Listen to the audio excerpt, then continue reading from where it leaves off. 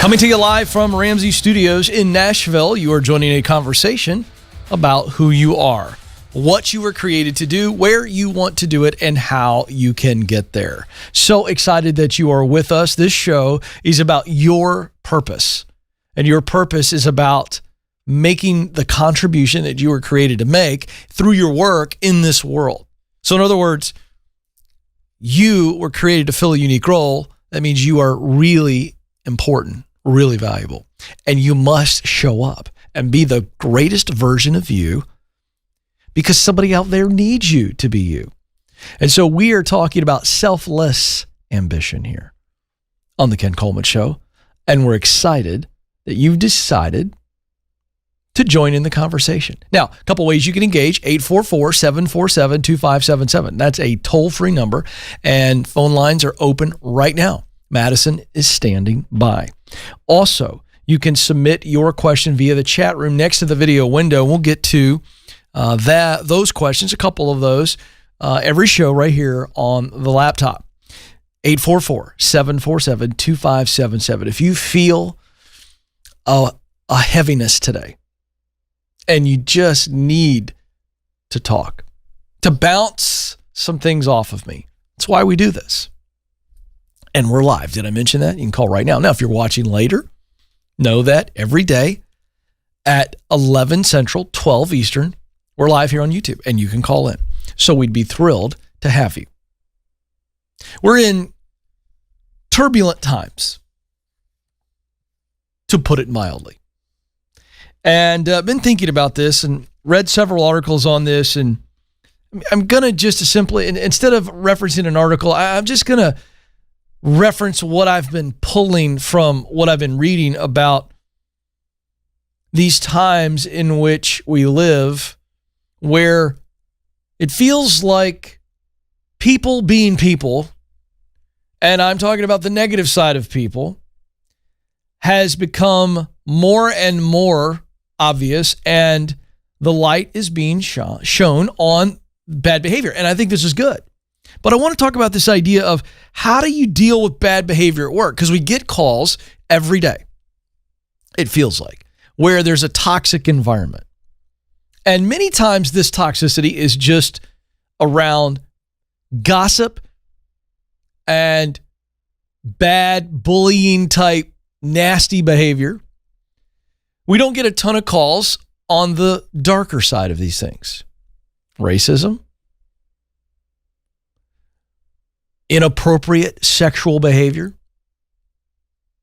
We always think of gossip, and that's kind of the one we're more comfortable talking about, but we're not as comfortable talking about what do you do when you're in a work environment and abuse, racism, inappropriate sexual behavior is happening. And you feel as though this shouldn't be happening, yes, but I feel powerless to change it. I want to address this, because I think that you do have more power than you realize. And if you're asking yourself, is it worth speaking up? I think the answer is yes, but I think there's a way to do it. Because I think most of us fear career, psychological, social harm if we speak up. And so while we know we should say something and something must be done and it's not okay, there is a very natural fear to speaking up because you don't want to harm your income and ultimately harm your family. And so it puts us in this prison. So I want to address what I think you should be doing in any of these negative situations. Number one, I don't believe you should speak out alone. I don't think you should act alone. I just think we live in an environment now where there is just he said, she said, and anybody who's guilty can challenge your character, and that will further discourage you from going further if you were to go one-on-one to that person. Now, you certainly can do that if you like. But I just believe in the environment we are now, where we stand in 2020, that the best thing to do is have a collective of people that agree that, number one, they've seen the harmful behavior. Number two, harmful behavior is not okay and should stop. And number three, they'll stand with you and take it to leadership. So I think you get a collective, a group, a community, whether it's 2 people, 3 people, 5 people, 10 people, who are in agreement. And I don't think it should be a crusade. I just think it should be a community of people who say, this has got to stop. We all witness it. We're stand together on this. And it's the idea that if I take a stick or I take this pencil right here, I could snap this pencil right here in 2. But you give me 3 or 4 pencils and I can't snap them. 10 pencils, no chance. So I think there's power in the collective, the community approach, no matter how small the community. That's the first thing. Take it to the leadership. Let leadership know this is a problem. And we are not here to embarrass you or the company. We are not here to attack and lay blame. We are here to say, this is happening. It must stop. And the process to stop it must begin now. Now, whether leadership is healthy or not, that's going to get their attention. And I think when you do it in a community way and you document it, by the way, so this isn't just we're all of one voice. We've got evidence, we've cited evidence, and we want this to stop, and we are willing to work with you to help it stop. But we need you as leadership to address this problem. The evidence is overwhelming and it is documented and we present it to you. I really think that's the best way to go about it because there is strength in numbers. You say, well, Ken, I've tried this, or if I try this, I may not get as many people to go along with me. Well, I believe you can if you do it in a way where everybody is united. But that's your only option, to try to see change happen in a constructive way that does not put you in danger. Now, if they fire all 10 of you, well, look, you know what? That's part of the risk. I'm not going to say that this is a risk-free idea. But you stand the best chance of seeing change happen and protecting your livelihood, or at least creating an environment where you're not ostracized and shunned by doing it that way. But I see a collective fear in this country that I've never seen before in my life. There's a fear of just standing up for what you believe is right. Doesn't have to be violent. Doesn't have to be judgmental. But you got to stand. Now, we see a lot of people getting a lot of press of standing up for what they believe in.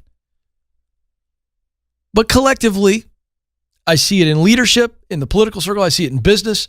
I see it in the church space, where leaders are afraid to say what they believe and stand for something. And you, the worker, it's very difficult for you.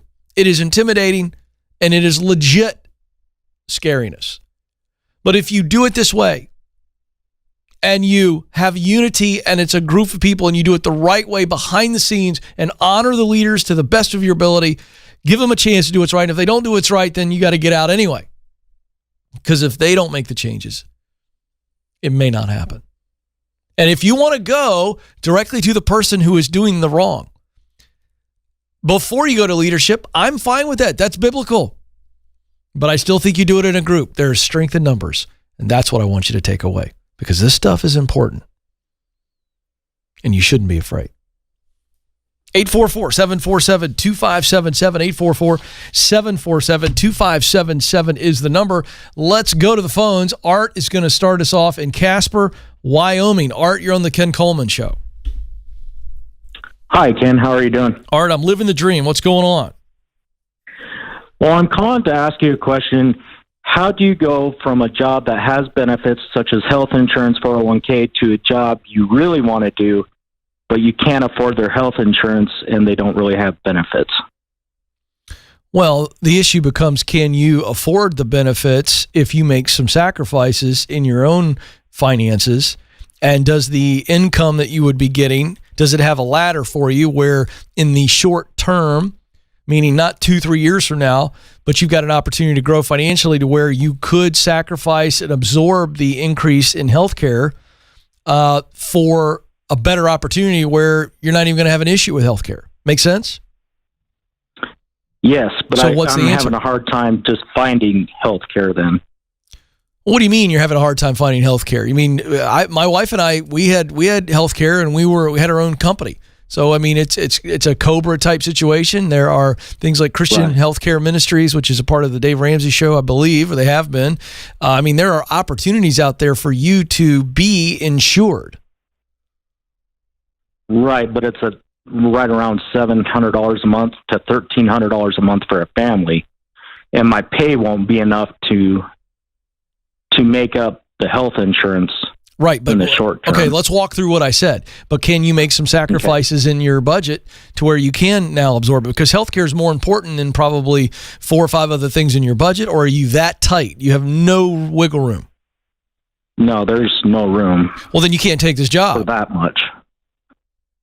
Okay. I mean, I wish I had a better answer for you, but if you can't afford healthcare because of taking this job that's been offered to you, then you're going to have to wait. It stinks. It's kind of like, you've probably parented your kids through this at some point where it feels like a really good opportunity and you go, oh, that's good, that's good, that's good, that's good. And you go, ooh, that's not good. And the one thing that's not good makes it a bad decision for you. And I feel like that's what this is. Am I right? Yes, I guess. Well, no. I didn't know if there was other options to go to try to find health insurance, because Obamacare would be affordable, but if the company offers you health insurance, then you're no longer available for the tax credits through Obamacare. Okay, I'm not sure where you and I aren't on the same page, because I thought you told me they're not offering you health care. They don't offer it. No, they do offer it, but I can't afford it. It's $1,300 a month. Okay. Have you told them you can't afford it? Yes, I have. What'd they say? They said that they didn't know about the Obamacare thing being the way it was. Okay. But my point is they didn't say, well, we'll bump you a little bit so that you can afford it. They just said, sorry, it is what it is. This is okay. Well, then again, Jared, listen, you either figure out a way to afford health care, and I told you about Christian Healthcare Ministries. I'd check them out. Right. Yeah, I have checked them out too. Okay, and? It sounded like it was right around $700 a month through them. And you can't afford that either, right? Right, not in the short term, yeah. Well, here's my point, brother. You're going to have to punt on this one. Unless you find a better healthcare situation or figure out Obamacare, and I will tell you right now, I don't know anything about Obamacare. I don't know anything about it. Don't want to know anything about it. That's not a political statement. That's not what I do. You could talk to HR. You could talk to their HR department. Somebody's got to know the answer to that. And if they don't, go do your research online. I guess what I'm trying to tell you is I wish I had a really great solution for you. But it's one of two things. Either you figure out a more affordable healthcare situation, or you pass on this job right now and you find a better opportunity down the road that's got better benefits. It's just that It's just that deal. This is a small company, obviously, right? Yeah, it is. Okay. Well, look, I'm bummed for you, but you got two options, man, and that's what it boils down to. So I don't know if your wife could work, if she's already working. Could you go on her benefits? Have you thought through that? Yeah, and that's one avenue we're trying to look at. But I don't know. I was just I thought maybe you might know. Yeah, I'm sorry, dude. I am not a health insurance expert, and I apologize. Right. This is one of those times where I got to say I don't know, but I will tell you. I told you what you need to do. And this is pretty simple. Right. You don't need to call me about health insurance. You need to get on the phone and you need to get on the internet and you need to talk to your wife and and walk this thing out. Sit down and walk this thing out. And I think you can come up with a solution. I feel very confident of that. So, yeah, that's what I would do. 844-747-2577. Let's go now to Jared, who joins us in Parker, Colorado. Jared, you're on the Ken Coleman Show. Hi, Ken. How are you? I am living the dream, Jared. What's going on? Not too much. So currently I'm a high school math teacher in Colorado. I've been here for the last 6 years. So prior to teaching domestically, I actually taught in Thailand for 2 years. I would love to pursue that again, so teaching overseas. not this coming school year, but next school year. So I guess my question is, what's the best way to get in close proximity with international school educators and administrators now? Is it through LinkedIn? Is it mutual connections? What's kind of the best way to go about that? Yes and yes. It's both. It's everything, right? Okay. So it's everything. You've done it before. So, you start maybe reach out to the people that you work with before, and if you know what country you want to go to or countries, then say, hey, do you know anybody over there? You've got some connections overseas, yes or no? I do. Yeah. Great. I'd start there, right? That's where I'd start. LinkedIn, absolutely. I think LinkedIn is wonderful for information, but you got to connect directly. I would not send a bunch of LinkedIn emails. I'm not a fan of that. I'm a fan of LinkedIn as information goes, but I would really work the relationships and the information that LinkedIn gives you to actually connect with somebody.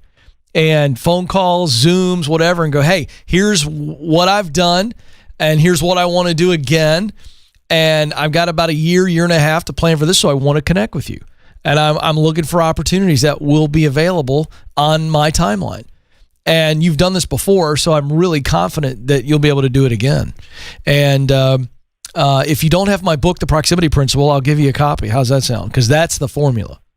I wrote an entire book on how to truly leverage people and places to get where you want to go. Do you have it? I actually just read it. Great. So I took about 8 pages of notes on it. So yeah. That a boy. 8 pages of notes, Jared. Yeah, I mean, I'm all in on this. So. Oh, well, listen, it works. And so you already know what to do. You just wanted me to verify it. And the good news is you got a really nice runway to prepare for this. So I really like that. 844-747-2577. Coming up a little bit later in the program. About 8-10 minutes from now, I'm going to teach you what the most important ingredient for success is. Now, we talk about significance here, which has success as a part of it. When you reach stage 7, which is giving yourself away through your work, that's our 7th stage and final stage in working like no one else. When you get there, there's plenty of success that you've built on to achieve that significance. But I want you to understand the men and women who have done great things through their work. I want to tell you what the most important ingredient is. Well, that's coming up. Let's do another phone call. Let's go to Crystal, who is on the line in Miami, Florida. Crystal, you're on the Ken Coleman Show. Hi, Ken. I'm calling from Miami, and I'm a soon-to-be accountant, future CPA. Great. That's kind of getting a little nervous. Thank you. I'm kind of getting a little bit nervous because I'm about to jump into the Big Four, which was kind of sold to us in school as like the way to go. Okay. We're kind of going to be burning, they say that you got to burn yourself out, basically, working 60 to 80-hour weeks for at least basically 4 months out of the year. And I'm kind of like getting a little bit of cold feet. I'm not sure if I really want to just go deep in there for 2 years, even though I know that's basically a ticket for the rest of your career. That whenever you put that anywhere, you'll be employable. Is that because? So? Let me ask you a question. Is that because of tax season? That's the 4 months you're referring to. That's just insane hours. Yeah. It's tax season, and it usually runs from February to April, and then you get another busy season from August to mid-October. And so you're nervous about what specifically? I'm nervous about I am a married woman, so I'm nervous about the work-life balance. The 2 years going through it, I've spoken about it with my husband. He's very supportive. It's just that little cold feet that I'm getting that I feel like, yeah, I get okay, it. is this going to be worth it? So let me ask you this then. Do you want to be preparing people's taxes? That's the kind of CPA you want to be? Or would you like to maybe be in the corner office one day for a small business or even a larger business and be more of a numbers person? So do you want to be the CPA and doing people's taxes, or is there a higher rung on the ladder? Not that there's anything wrong with doing taxes, but what's the ultimate goal in this field?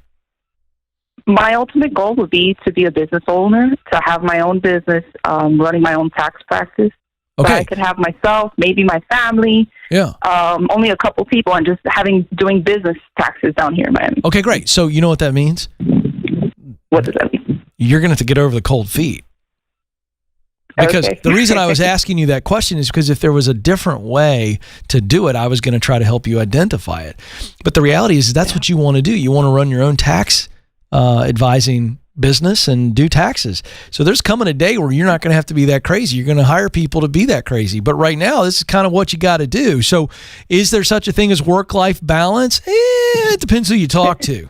There's a lot of opinions on that. Here's what I would tell you. I think there are seasons in life where you have more balance than others. But I don't think that you have to ruin your marriage over this. And I also understand, and I want to be sensitive to your concern, right? But it's also for a season.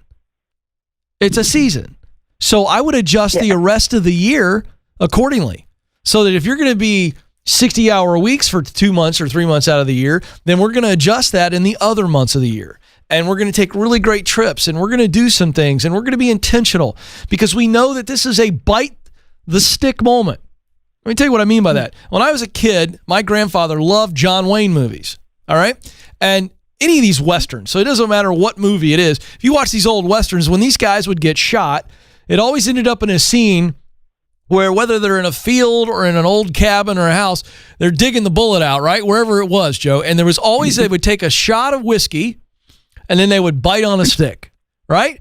And the idea was they were biting down on the stick to try to just grit through the pain, right, of digging out that bullet. I remember those scenes.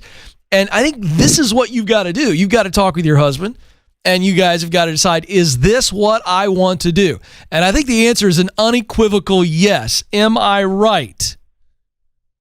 Yes. All right, then guess what, Crystal?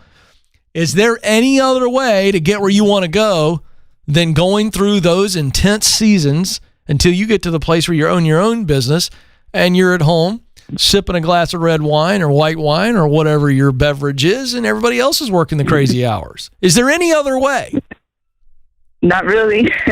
So, Crystal, I'd find yourself a stick and realize that I've got to do this now so that I can ultimately have the next that I want. It's the line from the great debaters where the father says to the son, son, there's no debate team if you don't do your studies. Do what you have to do so you can do what you want to do. And that's the season that you're in. And so there's no way around it. So I get the cold feet, but it's time to put on some really warm socks and step into the fire. Those feet will warm up quick. Excellent. Thank you so much. You bet. Appreciate you. You're going to be great, Crystal. Listen, when you begin to dread, listen to me. When you begin to go through those really long hours and it's tough, you better remember how big this dream is and how much you love the future vision. Do you understand what I'm saying? Yes, sir. How much do you love the idea of being your own businesswoman, your own leader, and you run a tax advisor? How much do you love the work of doing taxes? That to me is like a dream come true. All right. Well, listen. Which is why I've held out this long. Good. Now, listen. Are you watching live right now? I'm not watching. I have it on live, though. Perfect. Good. Here's what I want you to do. I'm going to go to the chat room for about 3 or 4 minutes, and then I'm about ready to teach on the very thing that you need to hear. So that's why I want you to hang on for about 5 minutes. I'm about ready to go off on this very issue. Are you willing to hang on? Keep listening? Yes, sir. All right. Will do. I'm going to listen. I already gave it away, but the fact that you love it, I'm getting ready to teach on love. All right? So hang in there, and this is going to fire you up. Appreciate the call. All right, let's go to the chat room. Lamushka. Oh, my gosh, Nathan, that's got to be the username of the month. Lamushka writes in, how do I respond to the question, how much pay do you expect? I love this question. Let me tell you. Clearly and confidently. Don't you wish you were getting more? There's really not much more to add. How do you respond?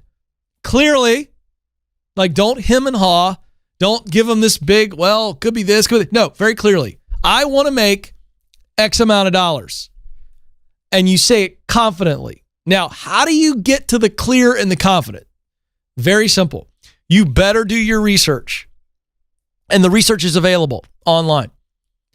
But you better figure out what the market value is at least a ballpark. And again, if it's a range of somewhere between 15, 20,000 or 5 to 10, whatever it is, but you need to be educated on what other people who are in a similar position, similar industry, what they're getting paid.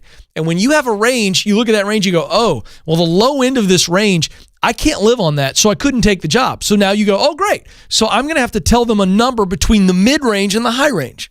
So that's what I mean by clear.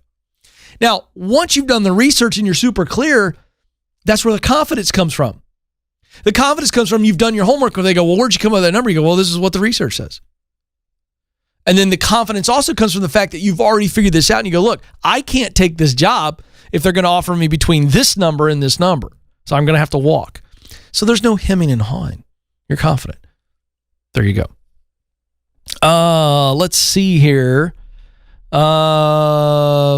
Rachel asked, Ken, how do I know when a job is wrong and I should leave? Okay, I love this question. Here's how you know the job is wrong. Either A, you have no connection for the work at all. You don't love it. It's not in your sweet spot. You might be good at it, but you don't love the work. Oh boy, I'm getting ready to go off on this. And the mission, the results of the work, there's no connection. So there's no connection, or maybe you are in your sweet spot, but it's a very toxic environment and the leadership is a disaster and everything around is ugly and nasty. Those are your two indicators. Now, the only asterisk to that is this. If you know you should leave, but you can't leave yet, meaning you don't have the financial cushion to be able to just walk now, and we got to go find something else, then we walk. I just want to make that quick little caveat, okay? So that's when you know you should leave. I had a third thing I just thought of. There's no ladder. So it may not be toxic, maybe in your sweet spot, but you're capped. There's no ladder there. See, at Ramsey Solutions, we are known for developing our people. That means pouring into them, training them, and then promoting them. So if there's not a ladder, that would be the other reason to leave as well. So appreciate the question. All right, here we go. So I got ahead of myself because, when we get a caller and the answer is primarily what I'm about to teach on, I get a little excited. So I'm gonna dive into this, and this is so important. Please listen to me. People all the time make success so mystical. Oh, it's just this far away mountain that only a few fortunate, lucky souls really are able to grab. And that's a bunch of garbage. That's a lie from the pit of hell. All right? It's a total lie. And we talk about 3 indicators that will lead you to your sweet spot. The intersection of talent, passion, and mission is your sweet spot. And in that sweet spot are multiple jobs and career paths. But let's break down passion. The way I define passion is work that you love. You think about this work and you get excited. When you're in the middle of the work, you got the juice, as I like to say. It just feels good. You got some electric in you. And then when you're done with it, there's such a significant, peaceful feeling. No matter how tired you are or how rough the day is, you love the work. The actual task or the function or the role that you are filling, you love it. Let me tell you something, folks. That is the most important ingredient to success. I don't care what country, I don't care what race, I don't care about any qualifier at all. You show me a successful man or woman, and I'm going to tell you what kept them in the game long enough to be successful, and it is one word: love. They love the work itself. They loved the work. You stay in it long enough because of love. Here's what I mean. I tell you all the time. When you're figuring out that sweet spot in stage 1, get clear. Now we figure out, okay, this is what I'm good at. This is the work that I love. That's what we're talking about here. And this is the result of the work that ideally I want to have. So there are seasons of life where you got 1 or 2. You're just doing the work that you're good at, but that's putting you on the ladder, if you will, to climb the ladder and then begin to have the opportunity to do the work you really love that will then allow you to produce a result that matters to you. So it's a process. So let's rewind back to the early days of Ken Coleman trying to make it in broadcasting. I'm 32, 33 years of age. I know absolutely what I want to do. I'm very clear. But I don't have a broadcasting degree. I'm not rich or famous. I don't have a daddy in broadcasting to get me a gig. I don't even know where to start. Honestly, I'm completely overwhelmed. And the reason that I teach this idea of when you identify work that you think you might love, that's passion, you got to go test it and try it. Clarify and verify. So I would go talk to broadcasters. I'd have lunch, or I'd have some phone calls, and I would meet people, and then I would be able to know, well, you know what they described sounds like it would give me the juice. But then I had to start out really small. And I'll never forget the first live experience I ever had was doing play-by-play high school football on the internet. Now, folks, let me tell you how many people were listening to that first live broadcast. Wait for it. You ready for this? 2 people. The kid next to me in the broadcasting school I was a part of, and my wife, because she's a good woman. 2 people were listening. But can I tell you what I felt during that first play-by-play experience? I felt nothing but juice. Electricity, man. It was so fun. I got to the field 2 hours before the game. I'm out on the field talking to the coaches, and the coaches are looking at me like, who are you and why are you here? Should I call security? Well, I'm with Complete Game Broadcasting School. We're doing the game tonight. Oh, really? Does our AD know that? I mean, this is what I was dealing with. And I'm out there on the field like I'm Jim Nantz about ready to do the Super Bowl on CBS. Why? Because I loved it. I love the idea of broadcasting. When the mic is on, the light is on. Let me tell you something, folks. I love it. I love the live pressure, the performance. I love it. And it is the love of the work itself. Folks, listen to me. The love of the work, that's what keeps you going. So if you want to look at success, you better love the work to where you'll do it when nobody's watching and nobody's noticing. They don't see you. They're not saying atta boy or atta girl. You got to love the work. Now, while I'm on this issue, there's a phrase that has been said 8 billion times, and I don't know who came up with it. And I don't want to pop anybody's bubble, but we really need to kind of get rid of this phrase. And this is the phrase. Well, I'll tell you what, Joe, you love what you do, you'll never work a day in your life. That is horse crap. If you love, here's what it should say, Joe. If you love what you do, you'll work harder than anybody else. Joe, we've been together now a collective of how many years? I always have to be reminded. 7? Yes. That man in there has watched me do the hard work of broadcasting. And what I mean by that is where I'm on Saturday radio at 2 o'clock AM talk radio. There's only 4 people listening to that. So you're essentially, I might as well have been Joe in my closet. I'm grateful for the airwaves of WDUN, but that's where you got to start. And it is those lonely Saturdays, driving an hour to an hour back, doing all the work myself, figuring out what I was going to talk about that day, doing it and figuring out what do I do next week and where do I want to go with this? These lonely, hard days. Do you know what kept me going? It wasn't that I'm a harder worker than you. It's not that I've got more willpower than you. It's that I loved it. I loved the work of trying to come up with content that will inspire others. Coming up with content that will equip others to be better.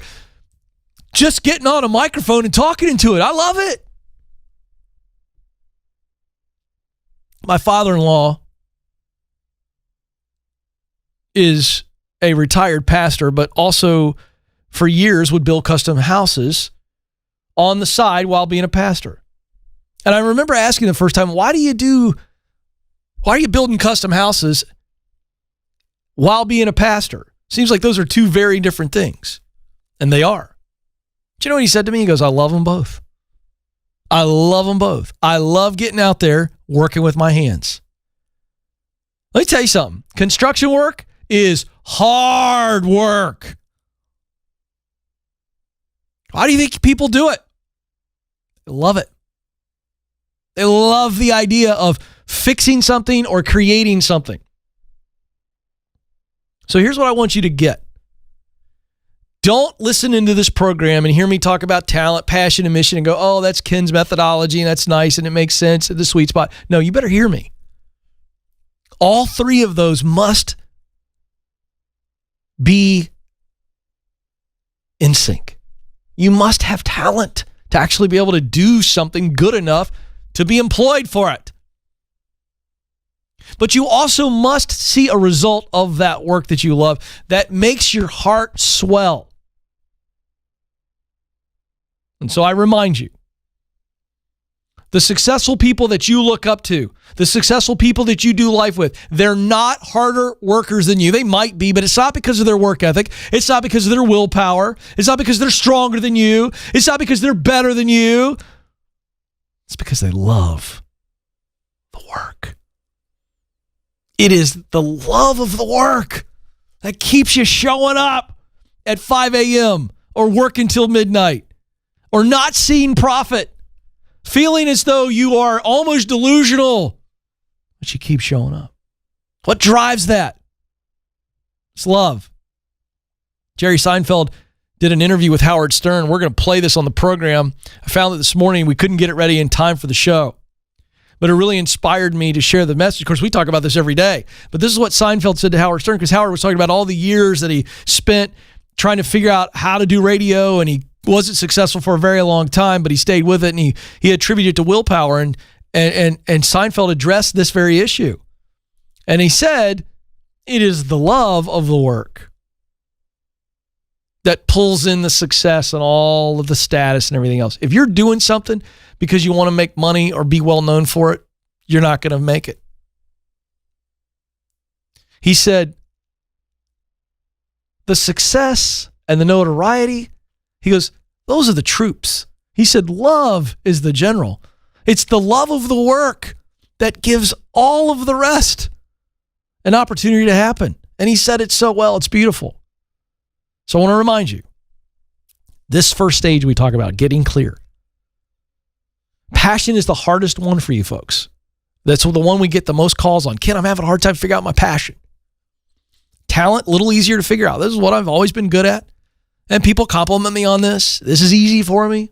That's easier. But let me try to clarify this passion thing a little bit more. It's just the work itself that you really love.